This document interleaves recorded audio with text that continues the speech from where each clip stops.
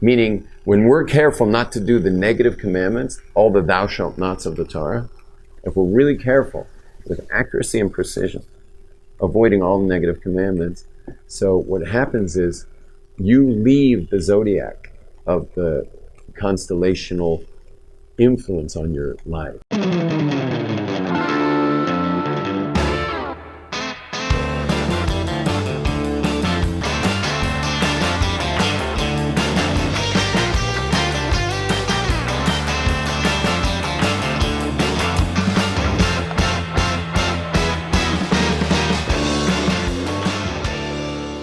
And then the day that those of you who raise your hands that you like to analyze your life a lot, you're in the best time of year.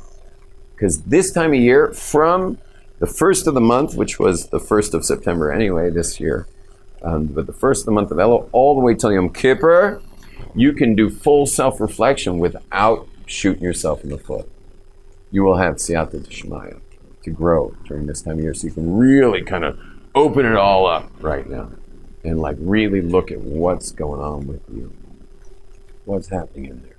And I suggest getting help with that. Don't, some of you are good at going it alone, but it's nice to go to someone else, have someone kind of hold the space for you to let it all kind of come apart and look at all the different parts and unpack things and see what's there. It's probably a good time for that. Now, so this is the time of year to do that intense growth. Let me tell you about the other times. The first 3 months of the year, which are Tishrei and Tevis and Kislev, those 3 months, maybe I'll put it on the board for you. No problem. So what you have is you have these first 3 months, and those 3 months are about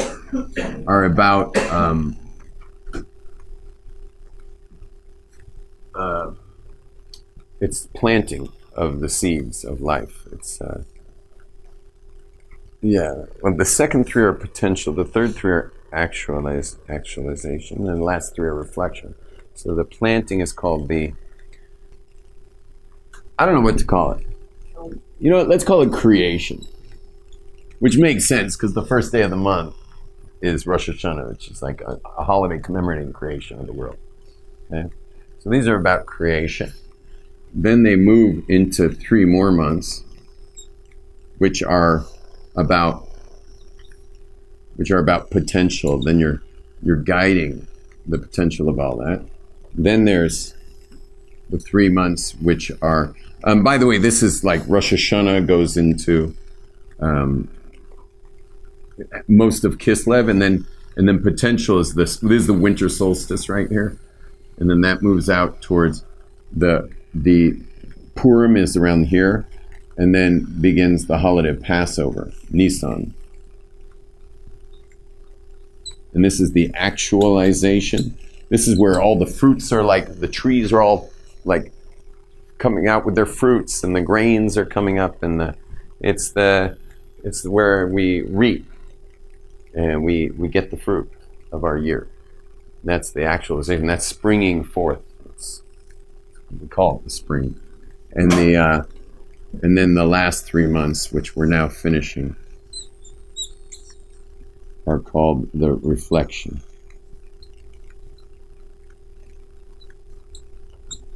So this actualization. Actualization, and then the last 3 months are reflection. Potential part? Well, I mean, first of all, if you look in the weather patterns, you just finished the winter solstice, so now it's like the days are starting to go longer than shorter. They were getting shorter. Now they're getting longer and longer, but still the dead of winter. You're not like, it's Hanukkah, What? Right, so in that time, you're basically, I remember the first 3 months. The first 3 months are called protection. Because you don't just, here the seeds have already taken root. Here they could get washed away easily. So you got to protect them. It's getting colder, it's getting rainier. And darker. Here it's starting to get light again. The winter's turning its corner. And there for us is now everything's kind of taken root on what we asked for on Rosh Hashanah and Yom Kippur, like what kind of year we wanted to have. So now we're actually, it's kind of beginning of actualization, but we're in our own life's work. We're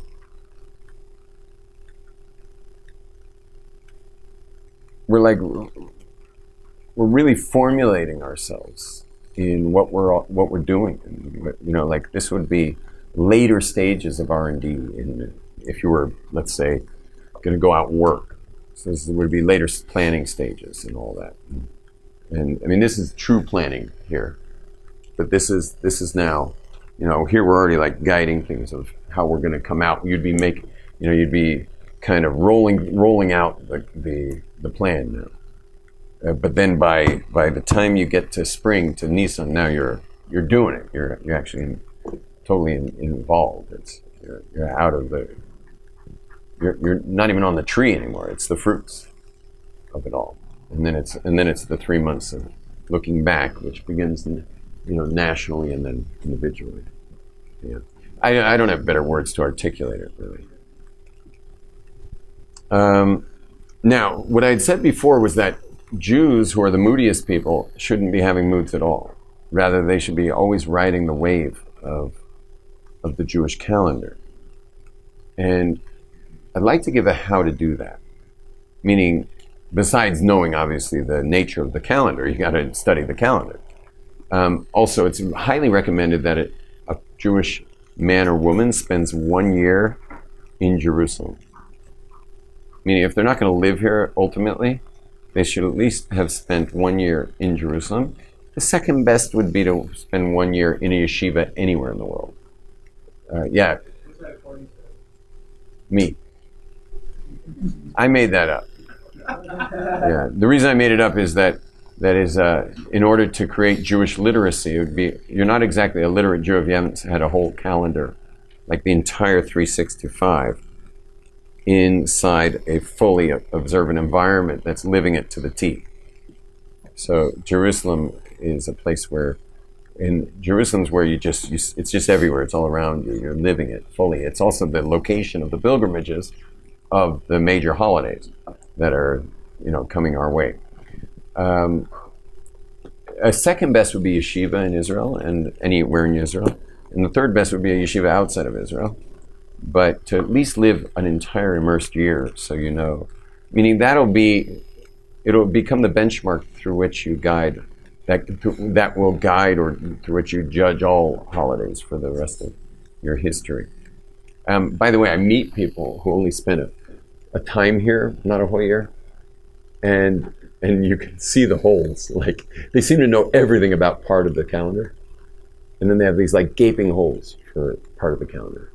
And you'll see, if you meet them 10 years later, like 15 years later, you'll see they still don't really connect with the holidays of that particular time of year, because they never really had it the way it was intended. And they never really got those holidays. And so I highly suggest having a whole year. So I wanted to give you the key to avoiding getting stuck on your own mood swings that are random compared to the calendar.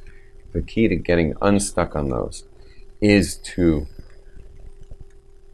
be vigilant with precision and accuracy, not to do one of the prohibitions of the Torah, meaning there's 365 negative commandments, 365 negative commandments, and of those three, that's by no coincidence, because the 365 is the zodiac.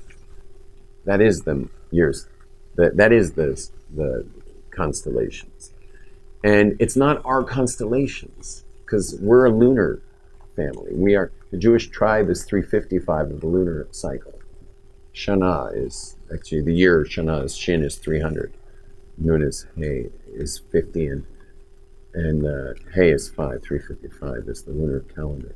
So we keep the lunar, and when we're on the lunar, Meaning, when we're careful not to do the negative commandments, all the thou shalt nots of the Torah, if we're really careful with accuracy and precision, avoiding all the negative commandments, so what happens is you leave the zodiac of the constellational influence on your life. Meaning, if you open a newspaper, you'll see there's like a horoscope that goes with the zodiacs of people's birth dates and times of the year. And when a Jew is not careful with the negative commandments, so they get locked onto the constellation. So once they're locked onto the constellations, so now their moods are going to swing based on the constellations of their horoscope. When a Jew is avoiding the negative commandments with accuracy and precision, so then they actually break out of the influence of the zodiac and they move into the Jewish calendar, which I spoke about, the weeks, the months, the years, and each energy.